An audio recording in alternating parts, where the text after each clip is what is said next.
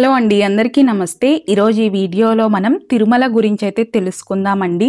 అంటే ఎవరైనా సరే దర్శనానికి బుక్ చేసుకోకుండా అప్పటికప్పుడు అనుకొని వెళ్తూ ఉంటారు కదా, అలాంటి వాళ్ళ కోసం టీటీడీ మనకి ఇప్పుడైతే ఎస్ఎస్డి టోకన్స్ అని ప్రతిరోజు కూడా 10,000 కానీ లేదు అంటే 15,000 కానీ, వీకెండ్స్లో అయితే వాటిని ఇంకా కొంచెం ఇంక్రీజ్ చేస్తారండి. అంటే ఒక 20,000 దాకా కూడా ఇస్తారనమాట. ఆ టోకన్స్ మనకి ఈక్వల్ టు 300 రూపీస్ దర్శనం టికెట్స్ లాగే ఉంటుందండి టైం అనేది దర్శనానికి. కాబట్టి అలాగే రూమ్స్ కూడా మనం బుక్ చేసుకోకుండా వెళ్ళినా ఎలా తీసుకోవాలి అనేది ఈ వీడియోలో క్లియర్గా అయితే మీకు చెప్తాను. ప్లీజ్ వీడియోని లైక్ చేయడం అయితే మర్చిపోకండి. అలాగే ఛానల్ ఎవరైనా సబ్స్క్రైబ్ చేసుకోకపోతే సబ్స్క్రైబ్ చేసుకొని పక్కనే ఉన్న బెల్ ఐకాన్ క్లిక్ చేయండి. ఇప్పటిదాకా మీరు చూసినటువంటి ఇది వచ్చేసి కింద రైల్వే స్టేషన్ దగ్గర అండి, తిరుపతిలో విష్ణు నివాసం అని ఉంటుంది కదా, అక్కడ అనమాట. అది వెయిటింగ్ హాల్. మనకి ఇక్కడే కాదండి, అలాగే బస్ స్టాండ్కి ఎదురుగా విష్ణు నివాసం ఉంటుంది, అక్కడ ఇస్తారు. దాని తర్వాత మనకి అలిపిరి మెట్ల దగ్గర వచ్చేసి భూదేవి కాంప్లెక్స్ ఉంటుందండి, అక్కడ కూడా ఇస్తారు. ఈ 3 చోట్లలో మనం ఎక్కడికైనా వెళ్ళి తీసుకోవచ్చండి. కాకపోతే మనము నైట్ 10 లోపే అక్కడ ఉంటే మనకి కొంచెం అక్కడ ఎక్కడ ఇస్తారు అదంతా కూడా కనుక్కోవచ్చు. చాలామంది అర్లీ మార్నింగ్ 3కి ఇస్తారని చెప్తా ఉన్నారండి, అయితే అది అస్సలు కాదు. మేము వెళ్ళిన రోజైతే నైట్ 11 o'clockకే మమ్మల్ని క్యూ లైన్లో నిలబెట్టేశారండి. నిలబెట్టేసి 2.5 గంటలండి, తెల్లవారుజాము కడ 2.5 గంటలకైతే మా చేతికి టికెట్ అయితే వచ్చేసింది అనమాట. కాబట్టి మనము నైట్ 10-10:30 కంతా ఈ 3 ప్లేసుల్లో ఎక్కడో ఒక చోట మనం వెయిట్ చేయగలిగితే సరిపోతుంది. చూసారు కదా, టైం కూడా 2:36 అయితే అయిందండి అర్లీ మార్నింగ్. ఆ టైంలో మాకు టికెట్స్ అనేది చేతికి ఇవ్వడం జరిగిందనమాట. కాబట్టి మనం ఎప్పుడైనా సరే అలా బుక్ చేసుకోకుండా వెళ్ళినప్పుడు ఇలా నైట్ 10:30-11 లోపు అక్కడ ఉంటే మనకి టికెట్స్ అనేది దొరికే ఛాన్స్ ఉంటుందండి. మనకి ఇక్కడ రూమ్స్ ఉంటాయి, లాకర్స్ ఉంటాయి. లేదు అంటే చాలామంది హాల్లోనే ఎక్కడో ఒక చోట లగేజ్ అనేది పెట్టి వెళ్తూ ఉంటారండి.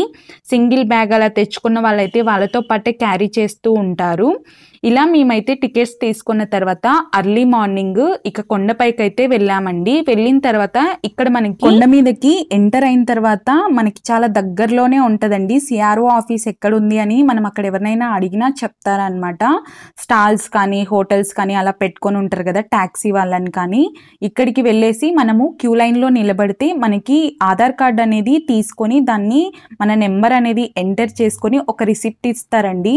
అంటే మనకి లాస్ట్ 4 డిజిట్స్ చూసుకోవాలన్నమాట, మన రూమ్ నెంబర్ ఎంత అనేసి. దాని తర్వాత మనం ఎక్కడైనా సరే మనము ఒక 1 అవర్ కానీ, అంటే అక్కడ ఉన్నటువంటి రష్ని బట్టి మనకి రూమ్ అనేది 1 అవర్లో కానీ 2 అవర్స్లో కానీ అలా అలాట్ అయిపోతుందండి. మనము మన నెంబర్ ఇచ్చి ఉంటాం కదా, మొబైల్ నెంబరు, ఆ నెంబర్కి అయితే మనకి మెసేజ్ వస్తుంది. అయితే ఇక్కడ మనకి క్యాష్ అనేది తీసుకోరండి. మనకి రూమ్ అలాట్ చేసిన తర్వాత ఫోన్పే చేయాల్సి ఉంటుందన్నమాట. 600 చేస్తే మనం 1 డే ఉన్నామనుకోండి, నెక్స్ట్ డే ఖాళీ చేసినప్పుడు మనకి 100 రూపీస్ అనేది వాళ్ళు పట్టుకొని, మనం ఖాళీ చేసిన రోజు కాకుండా ఆ నెక్స్ట్ డే కానీ మనం ఏ నెంబర్తో అయితే వాళ్ళకి అమౌంట్ అనేది పంపించుంటామో అదే నెంబర్కి రీఫండ్ అయిపోతుందండి. ఈ ఎస్ఎస్డి టోకన్స్ గురించి చెప్పాలి అంటే ఇవి ఈక్వల్ టు 300 రూపీస్ దర్శనం టోకన్స్ లాగా ఉంటాయండి. మనకి ఈ టోకన్స్ తీసుకోవడానికే ఒక 2-3 అవర్స్ అలా టైం పడుతుంది. అంటే అక్కడ ఉన్నటువంటి రష్ని బట్టి దాన్ని బట్టి ఉంటుందండి. అవి తీసుకున్న తర్వాత మనకి దర్శనం అనేది 300 రూపీస్ వాళ్ళకి మనకి 4-5 అవర్స్ అలా పడుతుంది కదండి. ఈ ఎస్ఎస్డి టోకన్ వాళ్ళకు కూడా 4-6 అవర్స్ లోపే దర్శనం అనేది అయిపోతుందన్నమాట. అంటే చాలా మంచిది కదండి. మనం 300 రూపీస్వి ఎప్పుడో 2 months 3 months క్రితం బుక్ చేసుకున్న వాళ్ళకి ఎంత టైంలో అయితే దర్శనం అయిపోతుందో, మనం అప్పటికప్పుడు ముందు రోజు వెళ్ళినా కూడా అదే టైంకి దర్శనం అవ్వడం అన్నది చాలా చాలా మంచిదండి. కాకపోతే ఆ టోకన్ తీసుకోవడం ఒకటే మనకి కొంచెం అక్కడ ఇబ్బంది అనిపిస్తుంది, అంతే అండి. అలాగే ఈ టోకన్స్ మీద మనకి టైం అనేది అలాట్ చేస్తారండి. ఈ ఎస్ఎస్డి టోకన్స్ అంటే మనకి దర్శనం ఈవినింగ్ 6కి ఇచ్చారనుకోండి, దానికన్నా మనము ఒక 2 అవర్స్ 3 అవర్స్ అలా ముందే అయినా వెళ్ళొచ్చండి. వెళ్తే మనకి క్యూ లైన్లోకి అలో చేస్తారనమాట. 12 సంవత్సరాల లోపు పిల్లలకైతే ఎస్ఎస్డి టోకన్స్ అవసరం లేదండి, ఫ్రీగానే అలో చేస్తారు. చేస్తారు. ఇదండి ఇక SSD టోకన్స్ గురించి చెప్పాలి అంటే ఇక్కడ మీరు చూసిందైతే 100 రూపీస్ రూమ్ అండి. రూమ్ అయితే చాలా బాగుంది. ఈ రూమ్ కూడా మేము ముందే ఏం బుక్ చేసుకోలేదండి, అప్పటికప్పుడు CRO ఆఫీస్ దగ్గరికి వెళ్ళి మేము తీసుకున్నాం అనమాట. ఒక 4 hours లో మాకు రూమ్ అయితే వచ్చిందండి. మనకి ఇక్కడ హాట్ వాటర్ ఫెసిలిటీ రూమ్ లో అయితే లేదండి, ఇలా ఫ్లోర్ లో ఉంటది అనమాట. మనం ఇక్కడ నుంచి బకెట్ లో తెచ్చుకొని హ్యాపీగా 1 year పిల్లలు ఉన్న వాళ్ళైనా సరే ఎవరైనా సరే, తిరుమలలో క్లైమేట్ అనేది మనకి చాలా కూల్ గా ఉంటది కదండి, ఇలా హాట్ వాటర్ ఫెసిలిటీ ఉంటే చాలా మంచిదండి. పిల్లలతో వెళ్ళిన వాళ్ళకి ఇబ్బంది ఏమీ ఉండదు. 24/7 మనకి ఇక్కడ హాట్ వాటర్ అయితే వస్తాయి. ఇంకొక ముఖ్యమైన విషయం ఏంటంటే, చిన్న పిల్లలతో వచ్చే వాళ్ళు తప్పకుండా మన ఇంటి దగ్గర ఫ్రిడ్జ్ లో పెట్టే వాటర్ బాటిల్స్ ఉంటాయి కదండి, ప్లాస్టిక్వి, అవి తెచ్చుకోండి. తిరుమల కొండ మీద ప్లాస్టిక్ వాటర్ బాటిల్స్ అనేవి అలో లేదండి. ఇక్కడ మనకి గాజు బాటిల్సే దొరుకుతాయి అన్నమాట. ఆ గాజు బాటిల్స్ ఏమైపోతాయంటే చాలా వెయిట్ ఉంటాయండి, వాటిని క్యారీ చేయడం చాలా కష్టం అన్నమాట. మనకి చాలా చోట్ల డ్రింకింగ్ వాటర్ అనేది ఉంటాయండి, మినరల్ వాటరు, వాటిని మనం ప్లాస్టిక్ బాటిల్స్ తెచ్చుకుంటే అక్కడ ఫిల్ చేసుకోవచ్చు. లేదు అంటే కనుక ఆ గాజు బాటిల్స్ అయినా సరే మనం కొనుక్కొని ఈ బాటిల్లోకి ఫిల్ చేసేసుకొని అదే గాజు బాటిల్ని వెంటనే వాళ్ళకి రిటర్న్ ఇచ్చేసేయొచ్చండి. ఇలా చేయడం వల్ల మనకి దర్శనంలో అయినా పిల్లలతో వెళ్ళినప్పుడైనా చాలా హ్యాపీగా ఉంటుందండి. ఇలా ప్లాస్టిక్ వాటర్ బాటిల్స్ మనం ముందే తీసుకెళ్లడం వల్ల, లేదు ఆ గాజు బాటిల్స్తో దర్శనం అయిపోయి అదంతా పిల్లలతో పాటు ఆ బాటిల్స్ కూడా మోయడం అంటే చాలా ఇబ్బంది పడతారు. దీన్నైతే మీరు తప్పకుండా గుర్తు పెట్టుకోండి. మీరు ఒక బాటిల్ కానీ 2 బాటిల్స్ కానీ అలా తప్పకుండా ఇంటి దగ్గర నుంచి మీరు తీసుకొని వెళ్ళండి, చాలా హెల్ప్ అవుతుంది అనమాట ఇది మీకు. ఇక మనము వరాహస్వామిని దర్శించుకున్న తర్వాతే మీరు వెంకటేశ్వర స్వామిని దర్శించుకోవడం అనేది చాలా మంచిదండి. వెంగమాంబ అన్న సత్రాలయం దగ్గర మనకి భోజనం చేసి బయటికి వచ్చే దగ్గర నుంచి ఇలాగే రైట్ సైడ్కి వచ్చేస్తే మనకి ఈ వరాహస్వామి టెంపుల్ ఉంటుందండి కోనేరు పక్కన. మనకు అక్కడ డైరెక్షన్స్ కూడా ఇచ్చి ఉంటారు, వేటు వరాహస్వామి టెంపుల్ అనేసి.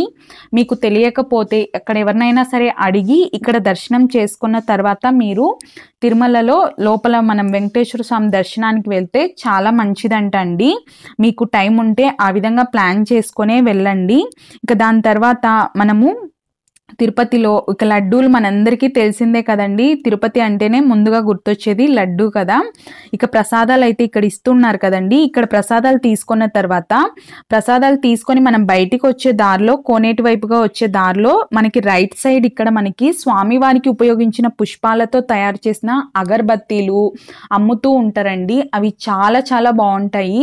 వాటి పక్కనే కొన్ని మనకి గోదర్బార్ ప్రోడక్ట్స్ కూడా అమ్ముతూ ఉంటారు, అవి కూడా చాలా బాగుంటాయి అండి. అంటే ఎలాంటి కెమికల్స్ యూజ్ చేయకుండా చాలా న్యాచురల్గా మంచి స్మెల్ అయితే ఉంటాయి. మీరు తప్పకుండా అక్కడ అగరబత్తీలు తీసుకోవడానికి ట్రై చేయండి. అగరబత్తీల ప్యాకెట్ వచ్చేసి ఒక్కొక్కటి మనకి 45 రూపీస్ అలా పడుతుందండి. ఇంకా ధూప్ స్టిక్స్ అయితే 60 రూపీస్ అలా. అక్కడ చాలా ప్రోడక్ట్సే ఉంటాయి, మనకు నచ్చినవి తీసుకోవచ్చు.